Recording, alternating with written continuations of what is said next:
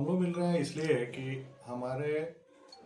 हमको ये कहना है सभी से कि 2012 में ऑनरेबल हाई कोर्ट के द्वारा सीबीआई को दिया गया डायरेक्शन कि आप जो है ना जेपीएससी के जितने भी एग्ज़ाम्स हुए हैं और जिसमें भी घोटाले हुए थे, हम समझते हैं कि 16 या 18 एग्ज़ाम्स थे, उसमें लेक्चरर नियुक्ति भी था और फर्स्ट और सेकंड जेपीएससी भी था। कई मामले में सीबीआई ने चार्जशीट भी किया, कई मामले में सीबीआई ने क्लोजर रिपोर्ट भी दे दिया, लेकिन फर्स्ट और सेकंड जेपीएससी का मामला जो है पिछले 12 साल से लटका हुआ था।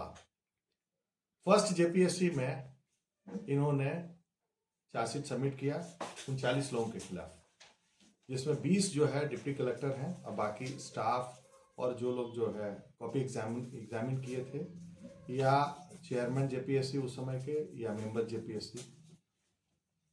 अभी जो है सबसे बड़ा मुद्दा ये है कि सेकेंड जेपीएससी में अभी तक चार्जशीट नहीं हुआ, और जहाँ तक हमें पता है कि संजीव लाल जो अभी जिनका अरेस्ट हुए हैं ईडी के द्वारा पकड़ा गया है, और इतना बड़ा अमाउंट का रिकवरी हुआ है झारखंड में। रूरल डेवलपमेंट मिनिस्टर के यहाँ वो पीएस होते थे, उनके भी नीचे सबॉर्डिनेट के यहाँ से मिला है। तो संजीव लाल सेकंड जेपीएससी के यदि हैं तो 139 लोगों के खिलाफ ऑनरेबल हाई कोर्ट ने कहा था कि इनको स्टॉप कर दिया गया, जो बाद में ऑनरेबल सुप्रीम कोर्ट ने कहा कि नहीं ये लोग काम करेंगे। उसमें से 19 लोग ऐसे थे जो उस समय निकाल दिए गए थे पूर्व में ही। उसमें मुकेश महतो भी था, कानूराम नाग भी था, प्रशांत लायक भी था और अन्य लोग थे, राधा प्रेम किशोर भी थे। सेकेंड जेपीएससी का चार्जशीट नहीं आना, ऑनरेबल हाई कोर्ट के द्वारा कई बार उसमें उन लोगों से क्वेश्चन भी करना, ये कहीं ना कहीं कुछ शो करता है कि सीबीआई जानबूझ करके इसमें चार्जशीट नहीं करना चाहती। जहां तक हमको लग रहा है इसमें उस समय की जो व्यवस्था थी उसके कई लोग हैं जिनके रिश्तेदार इसमें हैं। एटलीस्ट 19 लोगों में तो बिल्कुल है। 19 लोगों में तो विजिलेंस ने जो एफआईआर किया था यहाँ पे, उसमें तो क्लियर है, सबका नाम है कि किन लोगों ने क्या किया था। और ऑनरेबल सुप्रीम कोर्ट में भी सीबीआई ने कहा था कि इन्होंने वैसा काम किया है कि 20 नंबर का मार्क्स है, उसमें 25 मार्क्स जो है अलॉट कर दिया गया, या कुछ लिखा ही नहीं, या उसमें कटिंग है। तो ये सारी चीजें कहीं ना कहीं हमारे यहाँ स्टूडेंट्स को बहुत टच करती है। जेएसएससी का घोटाला हो चुका, उसमें एफआईआर भी हुआ, अभी उसकी जांच होने वाली है। अभी क्या जांच हो रही है भगवान जाने, लेकिन जेपीएससी का जिसकी जांच हम लोगों ने मेहनत करके ऑनरेबल हाई कोर्ट ने जब उसको सीबीआई को दे दिया, तो इतना तो हम लोग एक्सपेक्ट करते हैं सीबीआई से कि अब प्रभु आप चार्जशीट कर दें, क्योंकि 12 साल हो गए, एक युग बीत गया, और इसमें कई महापुरुष लोग हैं जो लोग अब कितना प्रमोशन ले चुके हैं। और यदि संजीव लाल जैसे महापुरुष हैं जो जिनका माने इस व्यवस्था ने उनको इतना धनवान बना दिया, उनको एक कुबेर का खजाना ही दे दिया, करोड़ों अरबों रुपया, तो कम से कम बाकी लोग भी तो कम नहीं होंगे, उन्होंने भी मॉल लायक पैसा कमा ही लिया होगा। तो इसलिए उन लोगों का मेरा रिक्वेस्ट यही है कि संजीव लाल जैसे जितने लोग हैं एटलीस्ट उन लोगों के खिलाफ जल्दी चार्जशीट हो, कि कम से कम झारखंड में लूट व्यवस्था जो कायम है उसको रोका जा सके। चल रहा है, इसको घोटाला की बात कही है या इस पर जो भी नियुक्ति को भी लेकर हो रहा है, अभी जब ये सामने आया कि उनके पास से इतने पैसे बरामद हुए, तब आप इस मामले को ला रहे हैं। इससे पहले भी तो आपको जानकारी हो, उस समय क्यों नहीं हम तो शुरू से ही इसको कह रहे हैं कि ये लोग 40 साल तक लूटेंगे, ऑनरेबल हाईकोर्ट ने कहा था जी। लेकिन अभी जब ये हम तो बोल रहे थे कि लूट रहे हैं, लेकिन अब लूटने का प्रूफ हमारे पास नहीं था। अब लूटने का प्रूफ आ गया कि एवरेज यदि 30 करोड़ भी ले लें इनकी संपत्ति और इनकी कमाई, तो कम से कम 139 लोगों में, नहीं सारे लोग उतने बेईमान नहीं है, लेकिन 50% तो जरूर उन लोगों ने कमाया होगा। तो क्षेत्रीय 18, 180 करोड़ का तो प्रॉपर्टी इनके पास होगा, जो कैश में होगा या मान लिए जो कंक्रीट ये होगा उनके पास प्रॉपर्टी होगा, जो गोल्ड होंगे या लैंडेड प्रॉपर्टी होगी। इतना तो उन्होंने अपने सेफ्टी के लिए कर लिया हुआ है। कल को तो हमको पता है कि हम निकाले जाएंगे, क्योंकि हमने किया है और वो सुप्रीम कोर्ट में भी लिख के दिया था कि ये सारे लोग जिसका लिस्ट में नाम है, इन्होंने इंटरपोलेशन किया अपने मार्क्सिट। तो उससे क्या होगा, मेरा कहना है कि जो स्टूडेंट्स हैं जिन्होंने उस समय एग्जाम दिया था, आज भी उनका ईमानदारी से देखा जाए तो जेपीएससी पर विश्वास डोला हुआ है। कोई नहीं कह सकता एग्जाम देने वाला कि जेपीएससी अबव द सस्पिशन है, क्योंकि चेयरमैन जानते हैं कौन है, उसके मेंबर्स किन के रिश्तेदार हैं, आपको हम बता दे रहे हैं। नीलिमा केरकेटा एक चीफ कमिश्नर इनकम टैक्स की वाइफ है, वो भी आईएएस रही हैं। हम बोल नहीं रहे हैं कि वो करप्ट है या उन पर करप्शन चार्जेस है, लेकिन कहीं ना कहीं कॉम्प्लिसिटी है लोगों का। वो इंडिपेंडेंट बॉडी जो है ना, आर्टिकल 320 ऑफ कॉन्स्टिट्यूशन में कहता है कि एक इंडिपेंडेंट बॉडी होगा जो एग्जाम कंडक्ट कराएगा। आपको एक मैडम है, वो फुआ है सोरेन जी की, दूसरा है वो सुप्रियो जी की वाइफ है, तीसरे हैं वो आलमगीर साहब के रिश्तेदार हैं। तो ये हमारे यहाँ कॉन्स्टिट्यूशन है जेपीएससी। ये जो आपने बताया, ये तो अभी 5 साल पहले भाजपा की और भी सरकारें थी, उस समय से विवाद में रहा है।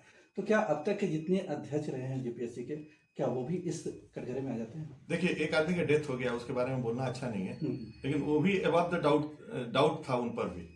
उसके पहले भी जो अध्यक्ष लोग रहे हैं टाइम टू टाइम, उन लोगों पे भी डाउटफुल रहा है। इंडिपेंडेंट कभी नहीं रहा है जेपीएससी, किसी भी सरकार। ये नहीं कि भाजपा वाले लोगों ने कोई दूध के धोले हुए, उनके टाइम में भी वैसे ही रहा।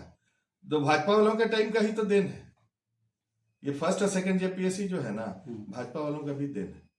इसी के लिए तो ये नहीं हो रहा है कि इसमें चार्जशीट, नहीं तो अभी तक हो गया रहता। जेएमएम का रहता तो डाल देते हैं। जो 19 जो हैं जिन पर चार्जशीट सीबीआई फाइल क्यों नहीं कर रहा, और जो 19 हैं वो कौन लोग हैं, क्या उनका प्रभाव है? हम आपको देखिए, एक तो है कानूराम नाग, दूसरे हैं राधा प्रेम किशोर, तीसरे हैं मुकेश महतो, चौथा है एक यहाँ के बहुत बड़े नेता हैं, उनकी बहू। तो ये सारे लोग तो हैं।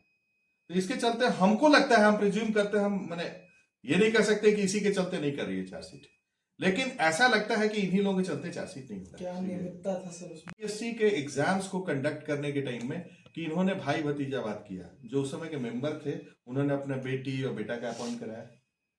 उस समय के जो चेयरमैन थे, उन्होंने अपने रिश्तेदारों को कराया। पैसा खूब चला उस समय।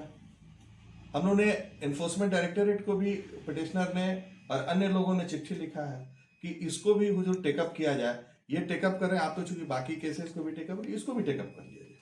इसको टेकअप करने से होगा क्या कि ये पता लगेगा कि उस समय कितने लोगों ने पैसा लिया था, कितना में सीट बिका था, और पैसा कहां से कहां गया था।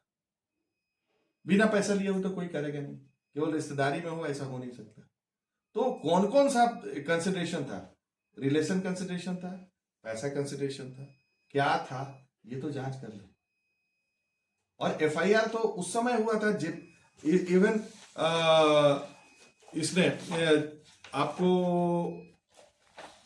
एफआईआर कर दिया था, इसने विजिलेंस ब्यूरो ने वो किया था 12/6/2010 को, यानी 14 साल पहले विजिलेंस ब्यूरो उस समय की, उसने एफआईआर कर दिया था। और उसी ने, हम आपको बता रहे हैं, मेरे पास है, फोरेंसिक जांच करवा लिया था,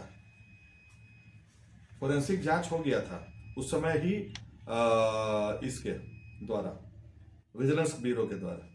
तो ये तो क्लियर है। ये देखिए, विजिलेंस ब्यूरो के द्वारा डायरेक्टोरेट ऑफ फोरेंसिक साइंस, ये आपको आ गया, इसमें रिपोर्ट आ गया है 2010 में ही, 2010 में ही रिपोर्ट आ गया था।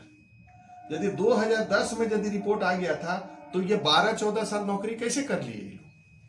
उसी समय इन लोगों को पकड़ना चाहिए था। कुछ नहीं हुआ उस समय, क्योंकि पावर था, इन्होंने अपना पावर का इस्तेमाल किया और ये होने मेरिट लिस्ट के आधार में बना था सर। अलॉटमेंट कैसे हुआ था मार्क्स का? मार्क्स का देखिए, मार्क्स में ये लोग पहला तो मार्क्स में हेराफेरी किया। जहां पे क्वेश्चन पेपर में अच्छा से मार्क्स आंसर नहीं है, उसमें भी उन्होंने गलत आंसर था, उसके बाद भी मार्क्स दिया।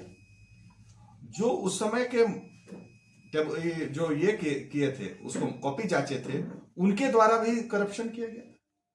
उनको चेयरमैन और मेंबर जेपीएससी के उस समय के, उन्होंने अपना पैरवी करवाया था। ये सब चीज हुई थी, इसको तो कम से कम खत्म करना चाहिए। एक आपको छोटा सा एग्जांपल दे रहा हूं। समीम नाम का एक व्यक्ति, समीम नाम का व्यक्ति विधानसभा का एम्प्लॉय, विधानसभा नियुक्ति में भी उसने पैसा लिया है 7.25 लाख रुपया पर हेड। किसके लिए लिया था? आलमगीर के लिए लिया था उस समय। उसका सीडी है, हम लोगों ने स्क्रिप्ट भी हाईकोर्ट में डाल दिया। विधानसभा नियुक्ति में वही समीम और उसका दामाद और उसका रिश्तेदार जो पटना से पकड़ा है जेएसएससी स्कैम में, समीम भी अंदर है, वो आदमी भी पकड़ा गया है और वो जेएसएससी में एग्जाम में अपना करता था और वो बोला भी था कि हमारा सब जगह सेटिंग है। वो स्क्रिप्ट में लिखा हुआ है कि सब जगह मेरा सेटिंग है। तो जेपीएससी में नहीं हो जाए, ऐसा हो सकता है, हुआ ही होगा, बहुत लोग किए होंगे।